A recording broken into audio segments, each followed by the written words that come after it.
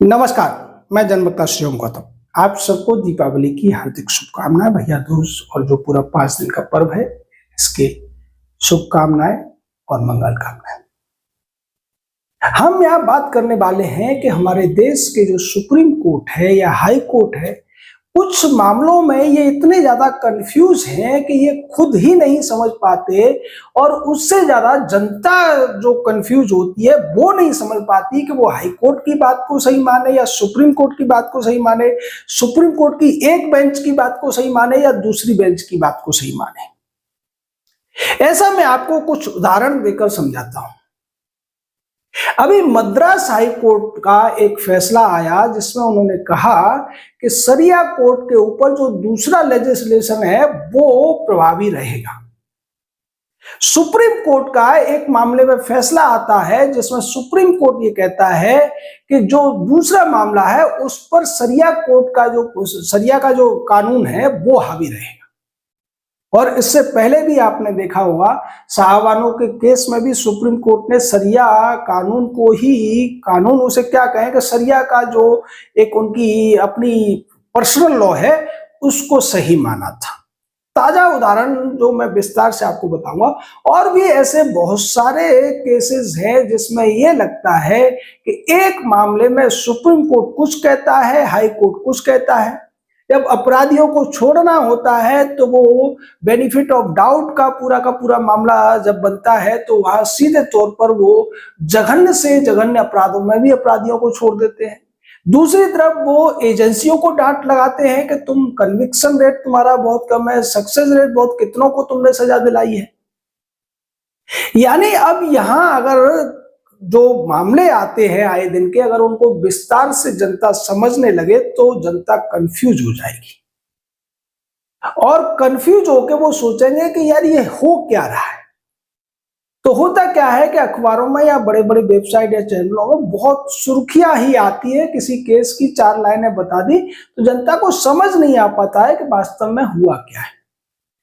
अब मैं आपको बताता हूं कि मद्रास हाई कोर्ट ने क्यों कहा कि शरिया लॉ नहीं बल्कि जो दूसरा कानून यानी कि जुवेनाइल जस्टिस एक्ट है वो लागू होगा, और सुप्रीम कोर्ट ने क्यों कहा कि नहीं, इस मामले में शरिया लॉ को ही माना जाएगा। पहला मामला यह है कि एक व्यक्ति ने किसी बच्चे को गोद लेने के लिए अप्लाई किया था और उसमें काफी लंबा समय लगा। उस लंबे समय लगने के बाद में एजेंसियों को भी हाई कोर्ट ने डांटा और ये कहा कि चूंकि आप ये कह रहे हैं कि चाहे मुस्लिम पर्सनल लॉ हो या फिर क्रिश्चियन पर्सनल लॉ हो, इसमें कहीं भी अडॉप्शन यानी कि गोद लेने का कोई प्रावधान नहीं है, लेकिन जो जुवेनाइल जस्टिस एक्ट है उसमें यह प्रावधान है। और भारत में संविधान के तहत हर व्यक्ति उस कानून के तहत अधिकार रखता है जो भारत की धरती पर बना है। यानी अगर दूसरे तौर पर देखा जाए तो जैसे सरकार यूनिफॉर्म सिविल कोड की इसीलिए मांग रखी जाती है, तो उसके तहत जो बच्चा गोद लिया जाता है, चाहे वो क्रिश्चियन गोद ले या मुस्लिम गोद ले, तो उसके उतने ही अधिकार हैं जितने कि उस व्यक्ति का जो ब्लड रिलेशन में बच्चा हो या बायोलॉजिकल बच्चा हो। और इस तरीके से उन्होंने इस मामले में शरिया लॉ को खारिज कर दिया। अब दूसरा मामला सुप्रीम कोर्ट का है जहां पर वो शरिया लॉ को मानते हुए नजर आ रहे हैं। इसमें क्या है कि एक महिला होती है जो अपील करती है कि उसके देवरों ने उसके पति की जो संपत्ति थी उसके मरने के बाद उस संपत्ति को बेचने का काम किया और उसका हिस्सा नहीं दिया। तो जो हाई कोर्ट था, जो डिस्ट्रिक्ट कोर्ट था, उन्होंने जो फैसले दिए थे उसके खिलाफ वो अपील लेकर आई थी। अब यहां पर मामला ये था कि जो व्यक्ति मर गया था उसकी जो संपत्ति थी, इसको मृतका कहते हैं, जो प्रोनाउंसिएशन क्या है क्योंकि अरबी शब्द है, उसमें जो व्यक्ति की संपत्ति है उसका बंटवारा कैसे होगा। अगर आप इसको हिंदू सक्सेशन में देखेंगे तो उसकी पत्नी को सारी संपत्ति मिल जाएगी क्योंकि उसकी खुद की अर्जित है और उसके भाई वगैरह को नहीं मिलेगी। लेकिन यहां दूसरा मामला है, सरिया लॉ में क्या है कि जो पत्नी है उसको उस संपत्ति का 1/4 हिस्सा मिलेगा, 3/4 हिस्सा दूसरे जो वारिस होंगे उनमें दिया जाएगा, और अगर उस व्यक्ति के बेटे भी हैं तो फिर उस पत्नी को 1/8वां हिस्सा मिलेगा। अब यहां जबकि वो पत्नी ये कह रही थी कि संपत्ति मुझे पूरी मिलनी चाहिए, तो यहां कोर्ट ने क्या कहा कि नहीं नहीं, सरिया लॉ के तहत तुम्हारा 1/4 पे तो पूरा अधिकार है। अब जो उसके भाई थे मृतक के, उन्होंने ये कहा कि हमारा जब भाई जिंदा था तभी उसने एक सेल डीड की थी, सेल एग्रीमेंट किया था, और उसके तहत उसने पूरी संपत्ति बेचने की बात कही थी, तो फिर इसका हिस्सा नहीं बनता है। इस पर कोर्ट ने यह कहा कि अगर सेल डीड या सेल एग्रीमेंट भी हुआ है और संपत्ति ट्रांसफर नहीं हुई है, तब भी उस पत्नी का जो अधिकार है यानी 1/4 का, उसको कोई छीन नहीं सकता। यानी ये कहते हुए कोर्ट ने यह कहा कि पत्नी का 1/4 का अधिकार तो है, चूंकि ये सरिया लॉ में वर्णित है। अब आप सोचिए कि अगर इसका निपटारा जो राष्ट्रीय कानून के तहत होता या फिर यूसीसी होता, तो इस मामले में जो पत्नी है उसको पूरी संपत्ति मिलती। लेकिन चूंकि यहां पर सरिया लॉ अपनाया गया तो उसको केवल 1/4 मिल रही है। उससे पहले तो कोर्ट ने यह माना कि हाँ जी, सेल एग्रीमेंट हो गया था तो इसका कोई हिस्सा नहीं है और कोई वसीयत भी नहीं है, उस व्यक्ति के कोई औलाद नहीं थी, तो इसलिए उसका हिस्सा 1/8 से 1/4 हो गया। लेकिन हिंदू जो सक्सेशन एक्ट है उसमें तो पूरा पत्नी का हो जाता है अगर बच्चे नहीं है तो। हाँ, अगर संपत्ति आनुवंशिक है तो दूसरे जो लीगल हेयर है उनका राइट बनता है। तो इसीलिए यूसीसी की मांग उठाई जाती है। लेकिन हमारा हाईकोर्ट और सुप्रीम कोर्ट जो होते हैं वो सरिया लॉ को मानते हैं, सरिया लॉ के हिसाब से भी आदेश देते हैं। हालांकि मद्रास हाईकोर्ट का जो फैसला है वो किसी भी तरीके से उसको अनुचित नहीं कहा जा सकता, लेकिन सुप्रीम कोर्ट ने जिस तरीके से सरिया लॉ को अपहेल करने की कोशिश की है, उन्हें क्यों ना संविधान के तहत उस महिला को पूरा अधिकार देना चाहिए था, और इसके लिए वो आर्टिकल 142 का इस्तेमाल कर सकते थे जिसका उन्हें पूरा अधिकार है। लेकिन वो ऐसा नहीं करते हैं।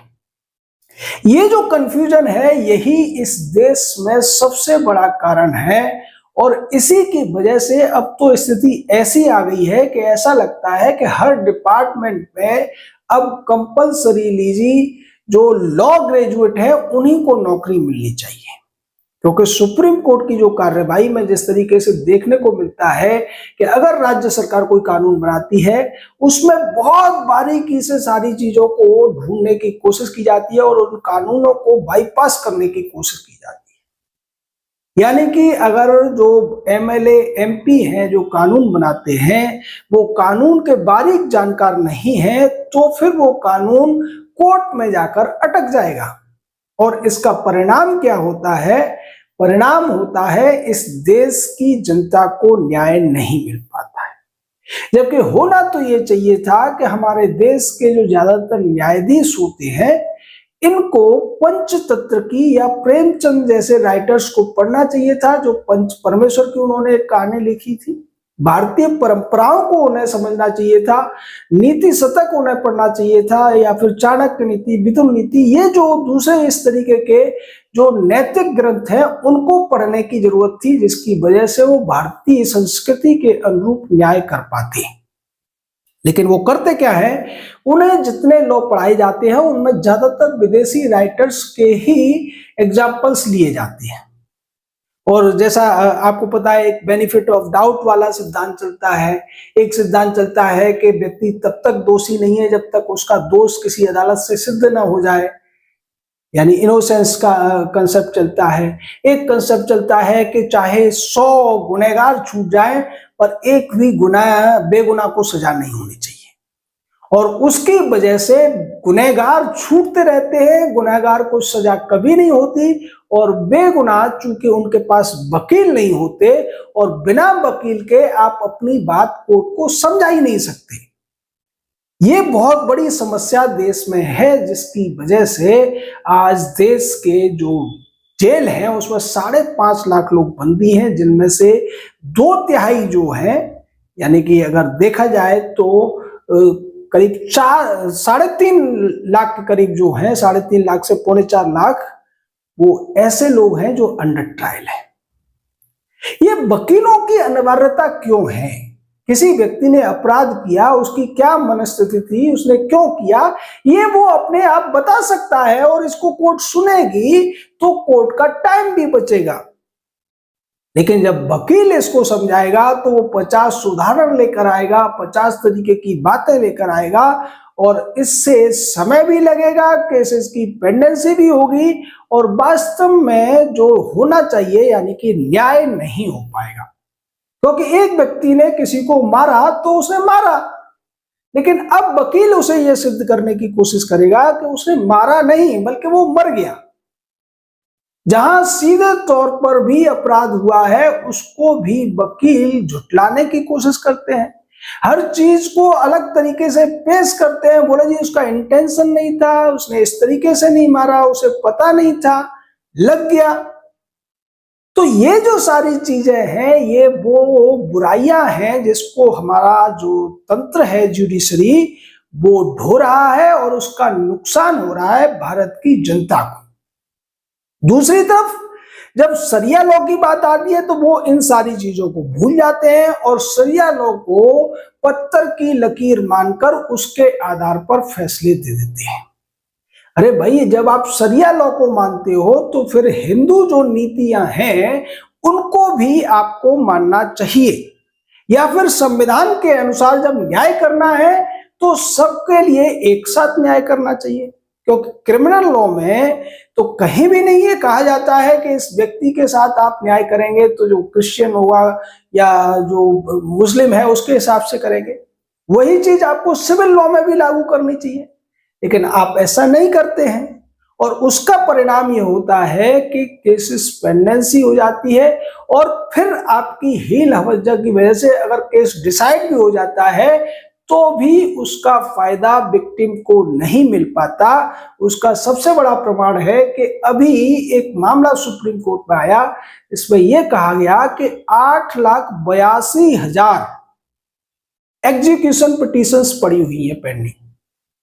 ये जो एग्जीक्यूशन पिटीशन होती है उसका मतलब ये है कि डिस्ट्रिक्ट कोर्ट ने या दूसरे कोर्ट ने कोई फैसला ले लिया, कोई आदेश कर दिया, आदेश के बाद में वो एक एग्जीक्यूशन ऑर्डर निकालता है जिसके बाद वो आदेश जो होता है व्यक्ति पर बाध्य हो जाता है। तो वो जब तक नहीं होगा तब तक वो फैसला पूरी तरीके से होगा नहीं। जैसे अगर किसी व्यक्ति ने किसी की जमीन हड़प ली और कोर्ट ने आदेश दिया कि जमीन उसको वापस करे और जुर्माना दे, ये तब तक लागू नहीं होगा जब तक एग्जीक्यूशन ऑर्डर नहीं निकलेगा।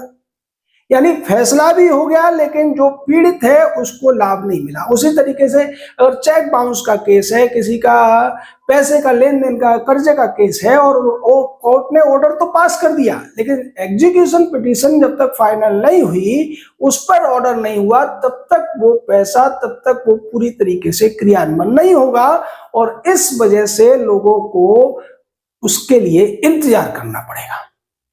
इसमें अभी मामला जिस तरीके से कोर्ट ने स्वीकार किया कि 8,82,000 एग्जीक्यूशन पिटीशंस पड़ी हुई हैं, यानी आप मानकर चलिए कि 8,82,000 लोगों के पक्ष में दिए गए फैसले अभी लागू नहीं हो पा रहे हैं क्योंकि उन पर फैसला नहीं लिया गया है। अगर वो फैसला ले लिया जाता तो इन लोगों को भी फायदा मिल सकता था। लेकिन ये जो तरीके हैं कि इस तरीके के मामलों पर ये ज्यादा ध्यान नहीं देते हैं। ध्यान कहां देते हैं? जहां पर वकील होते हैं, क्योंकि वकीलों की कमाई होती है और ये कमाई कहीं ना कहीं बट रही होती है, जिसकी वजह से, क्योंकि एग्जीक्यूशन पिटीशन में तो उन्हें केवल आदेश करना है, उस आदेश पर एग्जीक्यूशन का आदेश देना है। भाई फैसला पहले हो चुका है तो आप इसको लटकाए क्यों हुए हैं? या तो उसमें आपको कुछ चाहिए या किसी वकील के मार्फत चाहिए या डायरेक्टली चाहिए।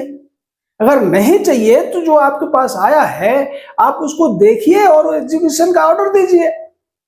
लेकिन ये होता नहीं है क्योंकि भ्रष्टाचार नीचे से ऊपर तक है और सुप्रीम कोर्ट और हाई कोर्ट लोगों को कंफ्यूज करने का ही काम करते हैं। वो क्लाइंट देखकर, वकील देखकर किस तरीके से फैसले लेते हैं, ये हमने आपको बताया कि सरिया लॉ के ऊपर हाई कोर्ट कह रहा है कि सरिया लॉ चलेगा, सुप्रीम कोर्ट कह रहा है कि सरिया लॉ चलेगा, किसी मामले में हाई कोर्ट कह देता है कि सरिया लॉ नहीं चलेगा, किसी मामले में सुप्रीम कोर्ट कह देता है कि सरिया लॉ चलेगा।